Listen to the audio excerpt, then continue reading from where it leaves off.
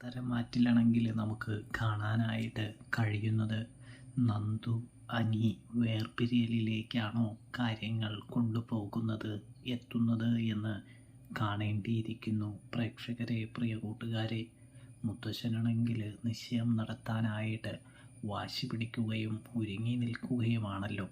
അനിക്കാണെങ്കിൽ നിശ്ചയത്തോട് വലിയ താല്പര്യവും കാര്യങ്ങളൊന്നുമില്ല.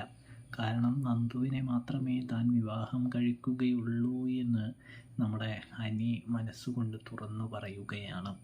അതുകൊണ്ട് തന്നെ നമ്മുടെ അനിയുടെ മനസ്സ് മാറ്റിയെടുക്കാൻ മുത്തശ്ശൻ പല കളികളും പല പ്രവൃത്തികളും പല വഴികളും ശ്രമിക്കുന്നുണ്ട് എന്ന് കാണാം.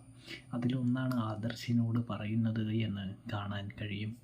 ഇവിടെ അനി നന്ദുവിൻ്റെ കൂടെ വളരെയധികം സന്തോഷത്തിലും ഒപ്പം സങ്കടത്തിലുമാണ് എന്ന് കാണാനായിട്ട് കഴിയുന്നുണ്ട് പ്രേക്ഷകരെ.